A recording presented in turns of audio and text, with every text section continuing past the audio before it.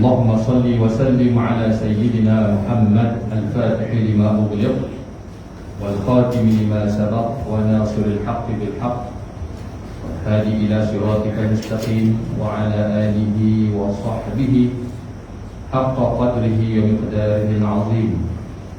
اللهم افتح علينا فتوح العارفين وارزقنا فهم النبيين وحفظ المرسلين وإلهام الملائكة المقربين بحق سيد الأولين والآخرين. رب اشرح لنا صدورنا ويسر لنا أمورنا واحلل عقدة من ألسنتنا يفقه أقوالنا آمين يا رب العالمين. أحييكم بتحية الإسلام. السلام عليكم ورحمة الله تعالى وبركاته. Yang saya hormati Tuan Pengerusi, Tuan Haji Alias, terusnya Ahli Jawatan Kuasa Surau Jamaliah, tuan-tuan, jiran-jiran tetangga saya, muslimin dan muslimat, ibu-ibu, ayah-ayah, abang-abang, kakak-kakak yang saya hormati lagi kasih sekalian. Dan juga di sini juga bekas-bekas guru menunaikan hak sesama muslim. Ada orang yang ada rakaman ni dia kasi comel sikit. Tak apa, kita baca je. Dia bagi hilang comel. Bismillahirrahmanirrahim. An Abi Hurairah radhiyallahu anhu qala. Daripada Sayyidina Abu Hurairah radhiyallahu anhu berkata, anna Rasulullah sallallahu alaihi wasallam, bahawasanya Rasulullah sallallahu alaihi wasallam bersabda, qala haqqul muslim 'alal muslim, hak orang Islam atas orang Islam yang lain, khamsun, ada 5 perkara. Yang pertama, raddus salam, iaitu menjawab salam. Itu hak orang Islam lain yang perlu kita tunaikan hak tersebut. Itu yang pertama. Yang kedua, wa'iyadatul marid, mengunjungi orang sakit, ziarah orang sakit. Yang kedua, bila orang sakit kita dengar berita, dengar khabar, maka kita tunaikan hak orang sakit itu dengan kita menziarahinya. Yang ketiga, wattiba'ul janaiz, mengiringi jenazah. Bila dengar kematian, hak si mati tadi, ada masyarakat sekeliling yang mana masyarakat perlu tunaikan ialah mengiringinya daripada salat sehinggalah kita menanam, menguburkannya. Dan yang keempat, wa ijabatud da'wah, menghadiri jemputan, mengisi jemputan. Jemputan apa kita akan bincangkan sebentar lagi. Apa jemputan yang wajib perlu kita hadiri, tunaikan hak orang yang jemput kita. Dan yang terakhir, wa tashmitul atis, dan menjawab orang yang terbersin. Al-atis, orang yang terbersin. Muttafaqun alaih. Disebut muttafaqun alaih, maksudnya hadis ini diriwayatkan oleh Imam Bukhari dan Imam Muslim. Wa fi riwayat li Muslim, dalam satu riwayat yang diriwayatkan oleh Imam Muslim sahaja, haqqul muslim 'ala al-muslim sittun, hak seorang Islam terhadap orang Islam lain ada 6. Ada satu tambahan. Apa dia? Idza laqitahu fasallim 'alaihi, apabila ia menemui orang Islam lain hendaklah ia beri salam. Jadi jawab salam. Riwayat lain sebut dia bagi salam. Wa idza da'aka fa'ajibhu, apabila ia menjemput hendaklah diperkenankan jemputannya. Wa idza tansahaka fansah lahu, dan apabila ia minta nasihat hendaklah diberi nasihat. Yang ini satu lagi tambahan dalam satu riwayat yang lain, bila orang minta nasihat daripada kita, hendaklah kita tunaikan hak dia dengan kita memberi nasihat kepadanya.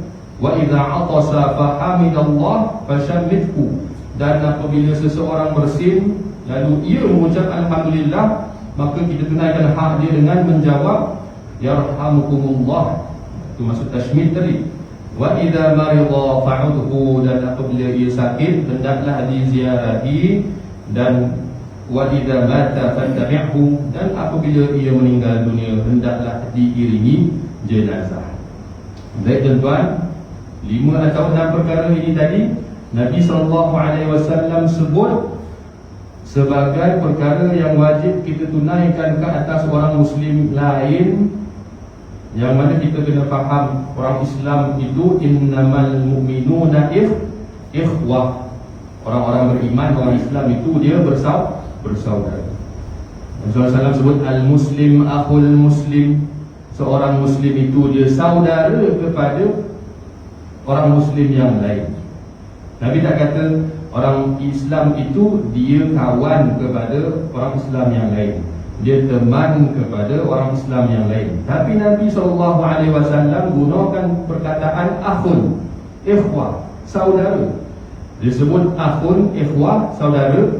Maksudnya bukan sekadar hubungan tu sekadar atas dasar kenal, tetapi saudara disebut saudara keluarga. Hubungan itu sama macam hubungan kekeluargaan, macam hubungan darah daging yang menunjukkan rapat. Kau dah jaga. Jadi bila Nabi sebut perkara 5 perkara ini atau 6 perkara ini, yang ini kita kena jaga, kena tunaikan. Walaupun nampak ringan, nampak kecil, tapi Nabi suruh jaga.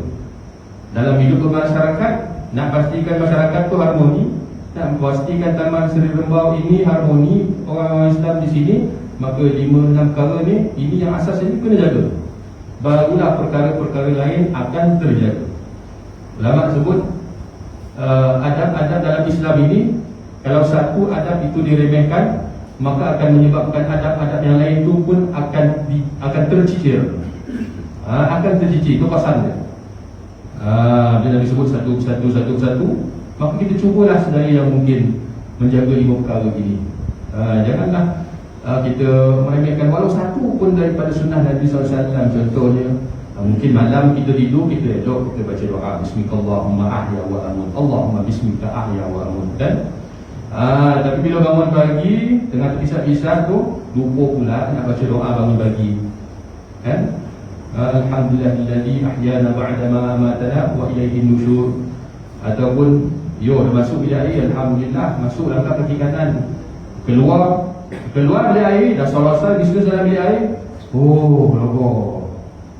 lupa pula nak baca, nak sebut pendek doa lepas keluar bilik air. Yang paling pendek tu ghufranak, minta ampun daripada Tuhan, kan? Jadi ulama sebut kalau satu adab ini diremehkan, ditinggalkan, takut adab-adab yang lain nanti akan tercicir. Jadi perkara yang pertama tadi disebut yang perlu kita lakukan, iaitu menjawab salam. Menjawab salam apabila orang memberi salam kepada kita. Sebab memberi salam ini ialah maksudnya, apa maksud salam? Salam maksudnya kesejahteraan. Bila kita beri salam, maksudnya kita mendoakan orang dengan kesejahteraan.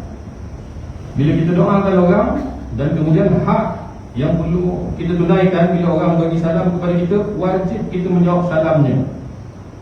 Sebut di sini tadi radus salam, yang wajib kita tunaikan ialah menjawab salam. Jadi bila sebut wajib jawab salam, maka bagaimana cara nak menjawab salam? Kalau orang bagi salam kat kita tengah koyak kat depan tu family store, terserempak dengan orang surau ni. Orang surau pun bagi salam kat kita, sahabat kita bagi salam kat kita, Assalamualaikum. Maka kita disunatkan menjawab Waalaikumsalam warahmatullah, lebih. Menjawab dengan lebih daripada apa yang diucapkan oleh orang bagi salam tadi. Sebab Allah Ta'ala sebut dalam Al-Quran, wa idza huyitum bi tahiyyah, bila kamu diberi tahiyyah, diberi penghormatan, diberi salam, maka jawablah dengan ahsana minha. Jawab bi ahsana minha, jawab dengan jawapan, balasan, reply yang lebih baik. Jadi orang bagi salam kat kita Assalamualaikum, kita reply Waalaikumsalam warahmatullahi wabarakatuh. Kalau orang bagi salam kat kita, dia dah sebut full. Assalamualaikum warahmatullahi wabarakatuh. Macam mana Ustaz? Dah penuh dah full ni. Maka kita boleh tambah belakang. Waalaikumsalam warahmatullahi wabarakatuh wa maghfiratuh, dan moga-moga keampunan untuk kau. Tambah ke belakang. Syekh saya tanya Syekh bagi dia, kalau kita bagi salam dia Assalamualaikum Syekh, kita bagi pendek, dia terus jawab yang paling panjangnya. Waalaikumsalam warahmatullahi wabarakatuh wa maghfiratuhu wa rahmatuhu wa ridwanuhu. Orang yang faham kan, orang faham agama, panjang dia doakan kita. Tapi lah doa daripada Syekh, kita pun rasa berasa hati. Jadi hak atau kewajipan kita apabila bertemu dengan seseorang Muslim, orang bagi kita bagi salam atau orang bagi salam kepada kita, dan wajib kita menjawab salam itu, dan sunat lebih panjangkan. Tapi kalau tak mampu Ustaz, kalau tak ingat yang panjang-panjang yang ujung-ujung tu, maka jawablah dengan jawapan yang sama. Assalamualaikum, waalaikumsalam. Assalamualaikum warahmatullahi, waalaikumsalam warahmatullahi. Assalamualaikum warahmatullahi wabarakatuh, waalaikumsalam warahmatullahi wabarakatuh. Tapi ulama sebut yang kurang adab, orang bagi salam kat kita Assalamualaikum warahmatullahi, kita jawab kurang Waalaikumsalam. Dia tak dosa.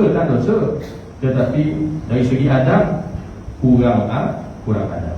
Itu yang pertama yang perlu kita jaga. Sebab para sahabat Nabi bila dianggap hadis ini, mereka berebut-rebut untuk memberi salam dan menjawab salam. Yang pertama sekali berebut-rebut untuk memberi salam. Sahabat Nabi bertemu sahaja, walaupun dalam hari itu banyak kali bertemu, setiap kali bertemu Assalamualaikum warahmatullahi. Itu sahabat Nabi. Sebab mereka tahu ini syiar orang Islam. Maknanya tompek tu kalau orang Muslim bagi salam rasuh lah, tompek tu ramai orang Islam kan? Tapi masalah yang pada hari ini ialah kita lihat apa yang terjadi bersalahan dengan apa yang Nabi pesan. Ialah hari ini orang Islam sesama mereka kurang bagi salam kepada orang Islam lain yang mereka tak kenal. Bagi salam kat siapa? Orang kampung dia, orang taman dia, orang surau yang dia kenal, dia bagi salam. Tapi yang tak kenal, lalu baik tahu je. Sedangkan dia orang Islam, dia orang Islam. Yang Nabi sebut, bukan wajib jawab salam dekat orang yang kita kenal, tapi wajib jawab salam kepada setiap Muslim. Kalau saya dekat Muslim bagi salam tu memang biasalah. Kita naik bas, daripada naik itu, sebelum kadang-kadang tak sampai kita bagi salam dekat driver tu dah bagi salam kita. Atau lepas tu kita nak masuk ke dalam basket Muslim padat macam sardin, orang punya ramai. Kita nak masuk sampai ke belakang tu, ramai lah orang bagi salam begitu. Pandai itu Assalamualaikum. Walaupun gaya kadang-kadang macam gangster Arab tu, orang besar kan, tapi gangster dia pun Assalamualaikum, dia bagi salam. Pasal dia budaya kan memberi salam itu. Sebab Nabi SAW sebut di antara tanda akhir zaman ialah apa? Orang hanya memberi salam kepada orang yang dia kenal sahaja. Itu dah berlaku pada hari ini. Tanda akhir zaman. Jadi tuan-tuan muslimin muslimat rahmat Allah Ta'ala, dia sebut tanda kiamat. Ada tanda kiamat kecil, ada tanda kiamat besar. Dan biasa ustaz kat sini cerita tanda-tanda kiamat. Jadi tanda kiamat kecil tu bila diceritakan oleh Nabi SAW dalam hadis-hadis Nabi. Nabi kata bila berlaku sekian itu tanda kiamat kecil kan.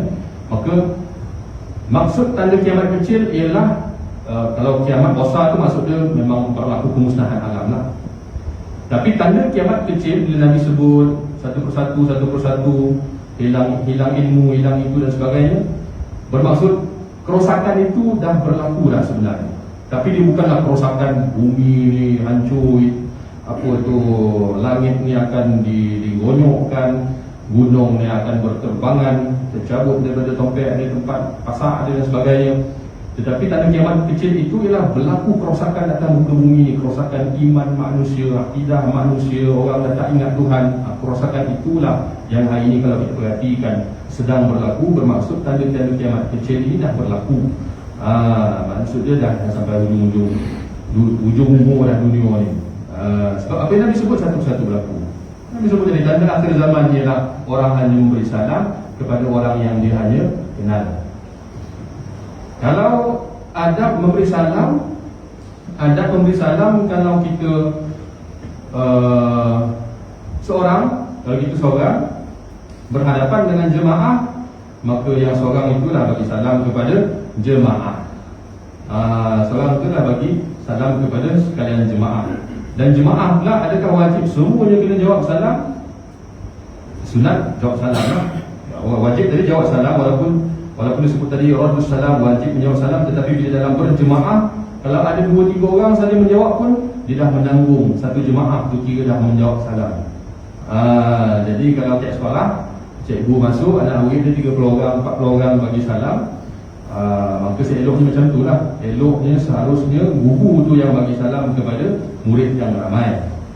Seorang individu bagi salam kepada jemaah. Dan murid itu tadi pula, kalau ada 2-3 orang tak jawab salam, hanya 10 orang jawab salam contohnya, dah kira jemaah itu dah menanggung dah kewajipan menjawab salam. Tapi paling elok semua jawab salam. Tapi terbalik hari ini ialah bila cikgu-cikgu masuk, berdiri semua, ada soalan daripada dulu lagi macam tu kan, berdiri semua, dah setiap murid tu pula Assalamualaikum, cikgu jenuh lah, cikgu tu nak jawab salam. Kalau 30 orang, dia kena bawa pula tasbih pula, Waalaikumsalam, Waalaikumsalam, Waalaikumsalam, 30 orang. Tapi ulama sebut sebenarnya ada pendapatnya menyebut Waalaikumsalam itu sendiri pun dah menunjukkan kepada kum itu nafas jamak, dan jawab salam untuk semua. Jadi itu yang pertama. Yang kedua, wa'iyadatul marid, menziarahi orang sakit. Orang sakit jatuh dalam air, tak boleh bangkit, maka copet-copet kita ziarah. Copet-copetlah kita menunaikan hak orang tadi. Jangan dilambat-lambatkan. Kalau kita ada urusan lain yang kita rasa tak apa-apa, tak penting, tak apa, kita pergi ziarah orang itu terlebih dahulu. Sebab menziarahi orang sakit ini sangat besar di sisi Allah Ta'ala.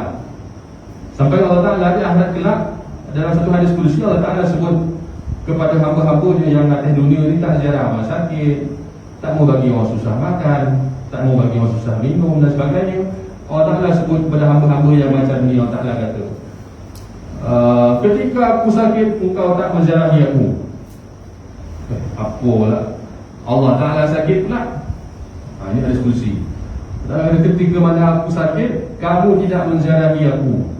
Jadi kemudian dalam hadis ini disebut hamba-hamba Allah Ta'ala ini pun bertanya, ya Allah, engkau Tuhan yang maha berkuasa, mustahil engkau sakit. Maka Allah Ta'ala kata ketika di dunia ada orang sakit, kau dengar, kau tak mau ziarah. Sedangkan ketika itu aku dekat dengan orang sakit tu. Itu maksudnya. Aku dekat dengan hamba-Ku yang sakit tu. Sebab orang yang sakit dia kena uji dengan Tuhan. Tuhan tengah pandang dia dengan pandangan khusus. Maka ketika itu kalau kita ziarah dia, maka kita pun pada ketika itu kita menziarahi apa? Rapatnya orang itu dengan Allah Ta'ala, dan ketika itu mustajab doa orang yang ziarah orang sakit dan juga orang yang sakit tadi. Dua-dua mustajab doa. Sebab ketika itu Allah Ta'ala dekat dengan orang sakit. Yang kedua, Allah Ta'ala kata, ketika mana aku lapar, engkau tak bagi aku makan. Ini hadis qudsi. Tapi jangan kita mensifatkan Allah Ta'ala seperti itu. So, Allah Ta'ala mustahil dengan sifat begitu. Maka hamba-hamba Tuhan menjawab, apa pula engkau Tuhan semesta alam, kau tak dapat, kau maha berkuasa. Maka Allah Ta'ala kata, ketika mana hamba aku datang dunia kelaparan, engkau tak bagi makan. Ketika mana mereka datang jumpa engkau, minta kepada engkau makanan, engkau tak memberi kepada mereka. Itu maksud perumpamaan Allah Ta'ala tadi. Dan kemudian Allah Ta'ala tutup, ketika mana aku dahaga, engkau tak beri aku minum. Sama juga maksud dia, ketika mana orang yang lapar, orang yang dahaga, orang yang kesusahan, kepayahan, lebih-lebih lagi zaman-zaman pandemik ni, orang putus punca rezeki dan sebagainya, orang datang kepada kita ada sedikit lebihan rezeki, tetapi kita tidak memberi, maka Allah Ta'ala marah dengan orang yang macam ini.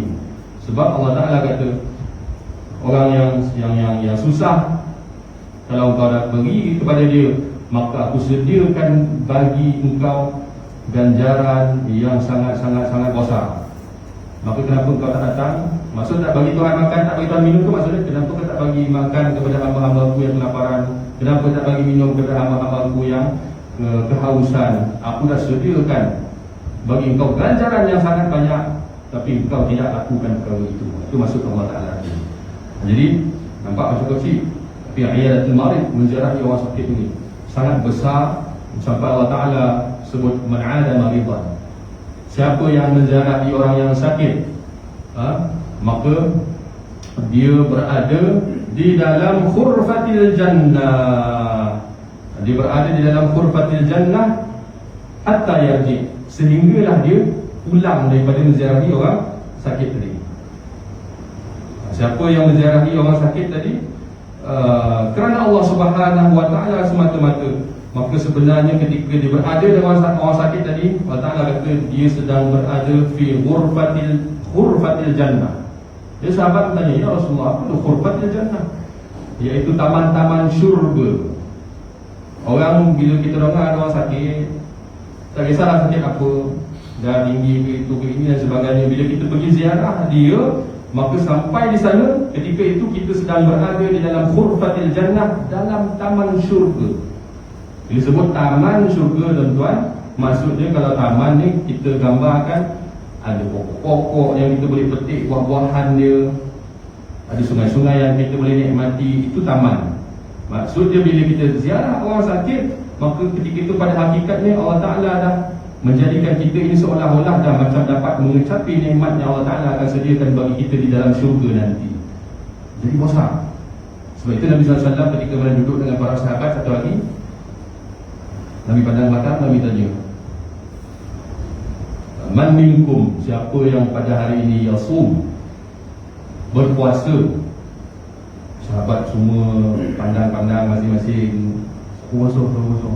Mungkin hari itu hari Isnin ke, hari sunat puasa. Lepas tu Sayyidina Abu Bakar angkat tangan, ana ya Rasulullah. Sayyidina Abu Bakar seorang je yang puasa. Okay.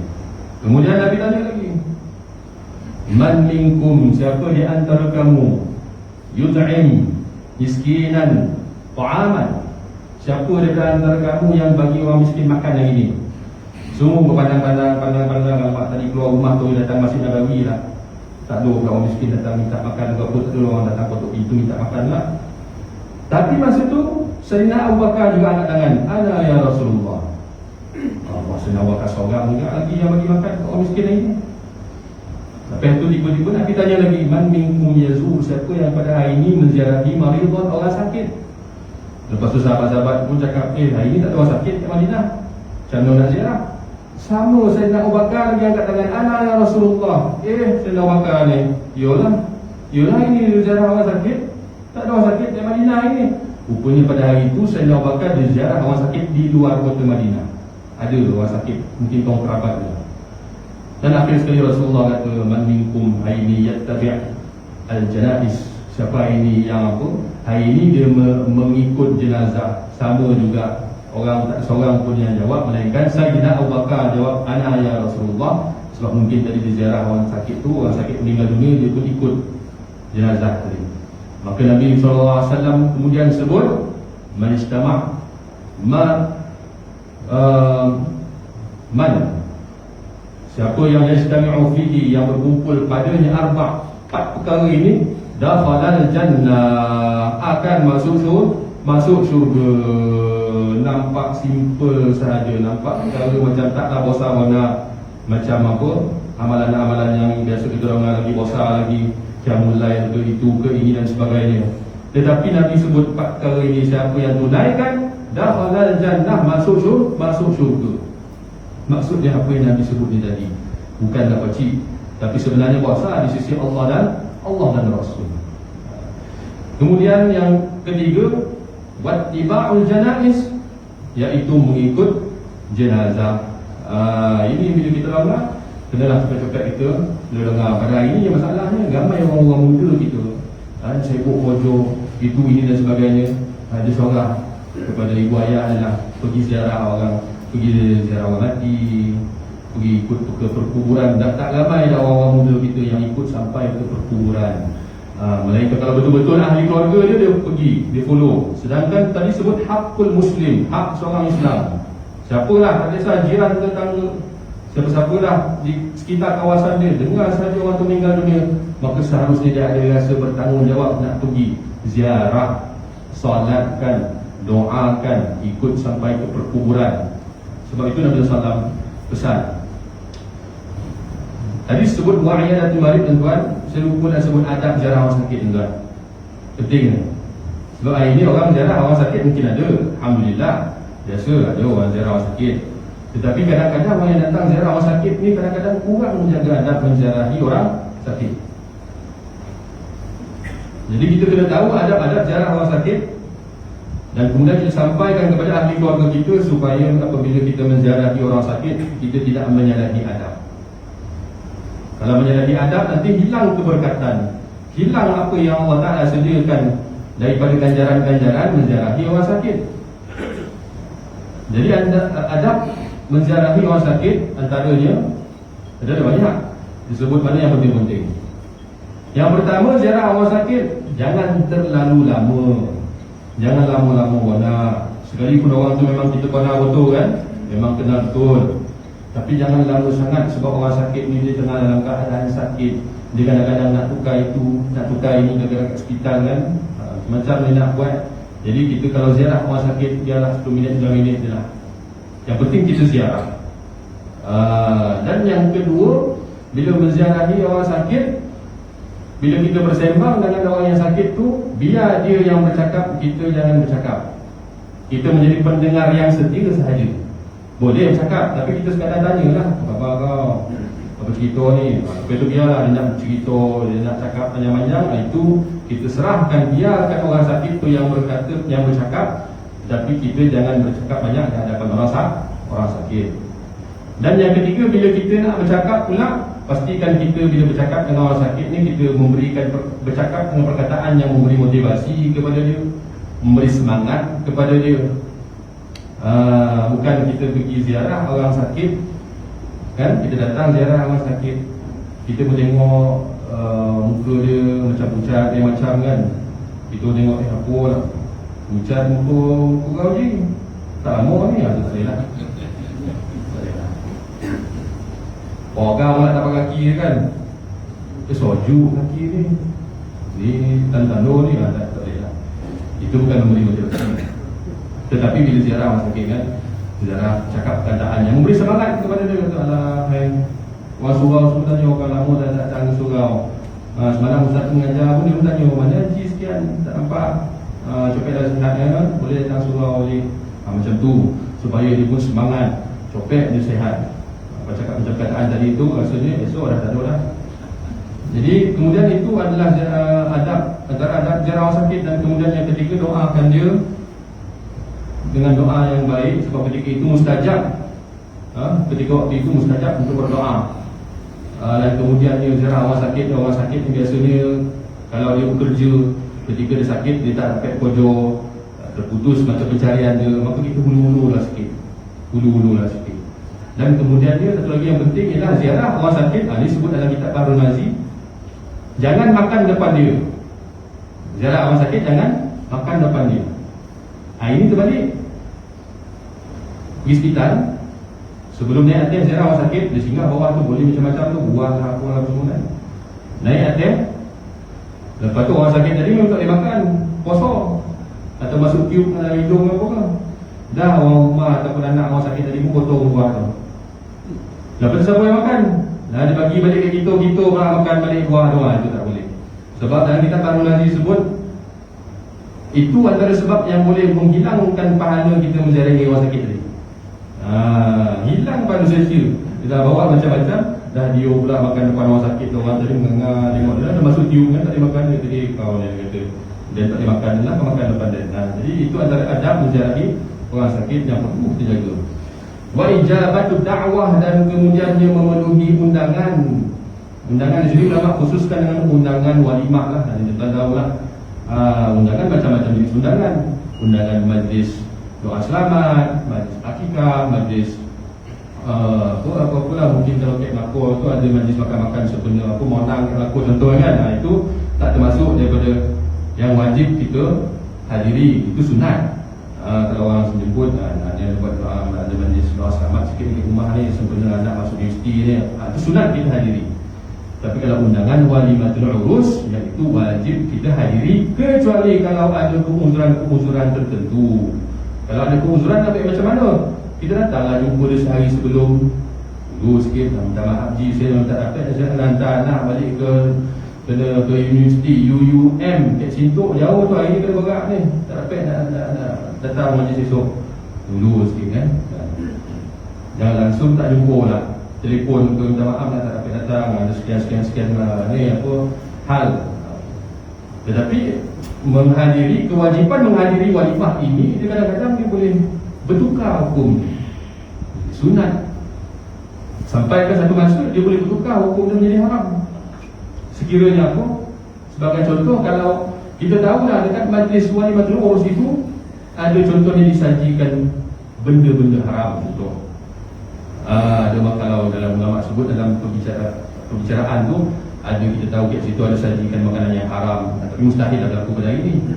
Tapi apa perkara haram yang boleh ada dalam majlis walimah yang boleh berlaku pada zaman ini? Mungkin apa? Mendedah aurat, ada menyanyi-nyanyi ke depan kan, jumpa artis sekian datang kan. Kita pun dah tahu dah, lemak dekat dalam kad undangan tu pun dah ada dah, artis jemputan malam ini Zain Azim. Contoh kan, Zain Azim lah, dia tutup, nampak tutup, tapi nyanyi aurat lah dan sebagainya. Kalau ulama kata, kalau kita dah tahu dah dalam majlis itu ada disajikan benda-benda yang haram, maka hukum wajib tadi boleh gugur, tak wajib tak kita hadiri. Kodah bagi Penang lah, ada seorang Tok Guru pondok. Dia dan punya anak ambil pondok tu dapat jemputan undangan pergi ke walimatul urus. Koi satu bas koi. Bas sampai saja di depan rumah tu dah dengar dah bunyi muzik. Sampai gancak lagi. Bang bunyi muzik apa semua. Majlis punya, majlis perkahwinan dan suara muzik orang pasal. Dia Tok Guru dah tak rasa tak sedap hati dah. Dia kata, dia pesankan ambil dia, kata bagi tahu dekat orang majlis tu, tolong tutup lagu tu kalau nak kita turun. Maka anak murid pun posan kat orang tu. Tapi DJ radio majlis tu dia tak nak tutup lagu. Dia kata, aku dah kena bayar lah. Dia kata untuk buka lagu-lagu ni tak boleh tutup lagu-lagu ni. Jadi kemudiannya bila anak murid menyampaikan balik kat Tok Guru dia kata, kalau dia tak nak padam lagu-lagu ni, tak apalah, kita balik pondok. Anak murid kata, dah jauh dah lapar ni, nak makan nasi minyak. Tak apa, dia kata balik masak kat rumah, masak kat pondok makan. Sebab bukan nak tunjukkan apa ni kita kena berkeras dalam perkara ini. Cuma ni nak ceritakan ada orang-orang yang macam tu, yang menjaga dari diri dia daripada yang bersifat warak. Warak ni menjaga diri daripada perkara haram, perkara syubhat. Maka sampai tahap tu dia jaga, tak nak dia masuk majlis tu. Lepas tu bila tuan rumah tu dapat beritahu, dapat cerita ni, tahu Tok Guru Ustaz tadi dah patah balik apa semua, esok pun datang. Dia kata kenapa dah turun apa semua. Dia kata aku dah suruh dah orang padam, tapi DJ tu tak nak padam lagu. Dia kata minta maaf lah, jadi saya memang tak rasa berkenan nak masuk majlis tu. Jadi orang tu rasa sudah datang. Dia pun hantar makanan ke pondok. Satu lagi cerita lagi lah, ada satu ustaz ni koi satu majlis perkahwinan. Okey lah, tak ada masalah apa semua. Pengantin pula ke depan, Tok Guru ni nak makan di sini, ustaz ni nak makan di sini. Pengantin ke depan bertukar-tukar baju, kau jangan pakai baju karazan, kau jangan pakai baju tu, kau jangan pakai baju jopun apa semua. Kat depan tu ambil gambar. Mungkin ambil pakai pakaian pengantin, pakai pakaian nak ambil gambar tu, terbelah. Pada majlis perkahwinan duit banyak, pakailah baju yang cukup kain. Pakailah baju tak cukup kain kat depan Tok Guru, ada depan ustaz, ada depan dia tengah makan. Maka ditakdirkan ketika mana kameraman nak ambil gambar pengantin tu, bos tak berfungsi kamera orang. Dah elok pakai baju iban tu, baju apa jopun ke apa kan, ambil gambar senyap, tak lekat, tak boleh ambil gambar. Ambil try ambil, tak boleh. Orang dah marah kameraman, apa ni bayar mahal-mahal tapi kamera tak boleh pakai. Selesai Tok Guru tu makan, ustaz tu makan apa semua, bila ustaz tu balik, tiba-tiba elok kamera boleh ambil makanan, ambil gambar. Nak menunjukkan apa kesolehan orang tu. Ada orang soleh kat situ, janganlah perkara tak elok depan Tok Guru tu. Jadi itu perkara yang perlu dijaga. Yang mungkin ya. Kayu sikit belum ah? Silakan. Sikit. Kalau kita pergi majlis kewangan, tapi dia tertentu, kita ditulis sebagai paitan. Contohnya itu. Contoh tulis paitan, ada jangan uruskan mungkin datang kawin. Tapi dia tak jemput pun. Tak jemput secara direct. Itu punya sunat ke wajib ke, harus ke, apa pun dia. Kalau sebenarnya bila dia tulis di surau ke gitu kan, di surau ke sebenarnya orang itu sendiri dah niat jemputan itu kepada orang surau. Kepada orang surau. Jadi siapa-siapa ahli surau yang terbaca itu dia dah tahu dah. Ni jemputan kepada ahli surau. Kepada siapa-siapa yang datang surau, ini memang jemputan majlis walimah kepada orang yang jemput tadi. Maka tiga tu wajib dia hadiri. Sebab dia pemberitahuan ini, dia tulisan ini ulama kata adalah badal, ganti kepada kalam. Tulisan ini adalah ganti kepada perkataan. Jadi walaupun sekadar tulisan, tapi dia sama dengan perkataan yang menjemput. Dia masih dianggap sebagai jemputan. Sebab hari ini orang pun kadang-kadang tak ada telefon bagi tahu kepada kita. Kadang-kadang kita dapat plastik ni, WhatsApp. Kan? Itu pun dianggap jemputan. Sajak kawinan wajib kita hadiri kecuali kalau kita ada uzur syar'i. Tak ada masalah. Tapi macam saya kata tadi, boleh juga kewajipan itu gugur dengan sebab-sebab tertentu. Tadi cerita pasal haram. Dia boleh jadi sunat juga kalau apa, kita ada kewajipan lain yang lebih utama. Dalam kita dah nak jemput, nak pergi majlis perkahwinan, tiba-tiba ada kematian yang perlu kita uruskan. Atau orang tu dia nak pergi majlis perkahwinan pakai elok dah, tapi dia seorang penggali kubur, ada kematian, dia kena gali kubur. Maka dia fikir itu kewajipan itu turun kepada sunat. Tapi tadi tulisan tadi badal ganti kepada perkataan, masih ia dianggap sebagai jemputan. Dan yang harap menjawab soalan tuan. Dan kemudiannya watasmiyatul atis, yang terakhir tuan, iaitu kita mendoakan orang yang bersin. Orang yang bersin, apa yang perlu dilakukan? Dia kena ucap alhamdulillah. Sebab bersin pun adalah satu nikmat yang besar. Bayangkanlah kalau seseorang itu tak boleh terbersin. Dia rasa nak terbersin, tak boleh terbersin. Nak terbersin tak boleh. Kan rasa macam tak selesok, rasa susah, rasa boring kan. Jadi terbersin ini pun merupakan satu nikmat daripada Allah Ta'ala yang kita bila terbersin sebut alhamdulillah. Dan kemudian orang sekitar, orang Islam yang dengar kena sebut ya rahmatullah. Nampak kecil perkara ini, tapi besar di sisi Allah Ta'ala. Kemudian orang yang dengar, orang Islam keliling disebut ya rahmatullah, dia pun jawab balik yahdikumullah. Yahdikumullah. Jadi bila orang terbersin disebut alhamdulillah, orang lain bila dengar sebut ya rahmatullah, orang terbersin tadi jawab balik yahdikumullah. Itu adab dia. Sampai ada seorang daripada ulama salafus salih terdahulu, seorang alim yang nak menjaga perkara ini. Dia duduk kat tepi sungai, tengah berjalan, dia dengar orang terbersin seberang sungai. Orang tu terbersin seberang sungai, dia dengar seorang sebut alhamdulillah. Dia sanggup upah ada orang boatman tepi tu, naik sampan, point kat orang tu semata-mata apa, nak pergi jumpa orang sebut ya rahmatullah. Dia saya baca dalam kisah awliya, kisah orang soleh ada. Sebab apa? Dia nak dapatkan pahala ganjaran Allah Ta'ala yang disediakan bagi orang-orang Muslim yang tashmitul atis ni tadi. Sampai tahap tu nak dapatkan pahala di dunia. Moga kita pun la tahqiranna minal ma'rufi syai'an, tidak sesekali meremehkan satu pun daripada perkara ma'ruf yang telah disebutkan oleh Nabi SAW. Sebab kita tak tahu mana satu daripada amalan kita ini, yang besar ke, yang kecil ke, yang Allah Ta'ala akan redha sehingga Allah Ta'ala sudi ampunkan semua dosa kita dan masukkan kita ke dalam syurga. Tak tahu. Entah kita mendoakan orang Islam, kita bergaji bagi salam, itu menyebabkan Allah Ta'ala sayang kita. Orang menziarahi orang sakit tadi, Allah Ta'ala sebut orang yang ziarah orang yang sakit, wajib bagi dia kasih sayang aku, Allah Ta'ala. Wajib bagi hamba-hambaku kasih sayang aku. Allah Ta'ala sebut 3 kali. Wajib bagi hamba-hambaku kasih sayang aku. Wajib bagi hamba-hambaku kasih sayang aku. Siapa? Man tahabba fillah, siapa yang saling berkasih sayang kerana Allah Ta'ala. Mayatazawa fillah, siapa yang saling menziarahi kerana Allah Ta'ala.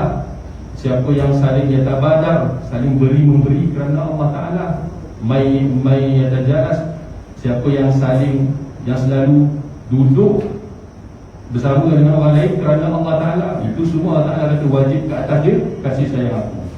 Dan kemudian dalam hadis lain Allah Ta'ala sebut orang yang ziarah, kalau diziarah kerana dia sayang orang tu, dan orang yang diziarahi pun sayang orang ni, siapa yang paling banyak dapat kasih sayang Allah Ta'ala? Allah Ta'ala kata siapa yang kasih sayang dia paling banyak kepada saudara dia, maka sekadar itu juga kasih sayang aku kepada dia. Jadi kita ini atas dunia ini, kita punya antara matlamat kita di atas dunia ini ialah saling berkasih sayang sesama Islam, sesama Muslim, seperti mana yang Nabi SAW lakukan ketika mana Nabi dah berhijrah ke kota Madinah. Nabi mempersaudarakan orang kota Mekah, Muhajirin dengan orang Ansar di Madinah, kerana Nabi nak merapatkan, menghubungkan kasih sayang tersebut supaya turun kasih sayang Allah Ta'ala kepada semua. Jadi kita nak jadikan Taman Seri Rembau ini dirahmati, dipayungi dengan kasih sayang Allah Ta'ala. Ahli-ahli karya di sinilah kena saling ada rasa kasih sayang sesama. Ahli karya ada rasa tanggungjawab, sentiasa ambil tahu dan sebagainya. Maka Allah Ta'ala akan sentiasa pandang itu semua dengan kasih sayang Allah. Allah Subhanahu wa Ta'ala a'lam. Jadi cukup sekadar itu malam ni hadis menunaikan hak sesama Muslim. Baru kita lebih bermotivasi untuk menunaikan hak-hak ini di samping hak-hak lain yang tuan-tuan semua dengar daripada apa yang Ustaz-Ustaz lain sampaikan. Dan kemudian yang Ustaz, kemudian dia cakap Ustaz tentang beli kahwin tepuk semua tu lah. Bagi terbuat Ustaz, ialah kan nak suruh kita buat. Tak apa, ma'uli dan insan mu'aliman. Tak ada seorang manusia pun yang lahir itu dia dah tahu dah perkara ini dosa, ini haram ke, ini boleh ke tak boleh, tak ada. Jadi kalau dulu tak tahu, akan datang kita perbaiki supaya kita buat perkara itu dalam kalau kita membuat majlis, janganlah ada perkara-perkara yang boleh mengundang kemurkaan Allah Subhanahu wa Ta'ala. Bismillahirrahmanirrahim. Allahumma ya alim kull ulum ya sami'u al mazlum la taj'al fi majlisina syaqiyyan wa la mahrum bi haqqi sayyidil ma'sum innaka ala kulli shay'in qadir. Wa sallallahu ala sayyidina Muhammad wa ala alihi wa sahbihi wa baraka wa sallam. Alhamdulillah rabbil alamin.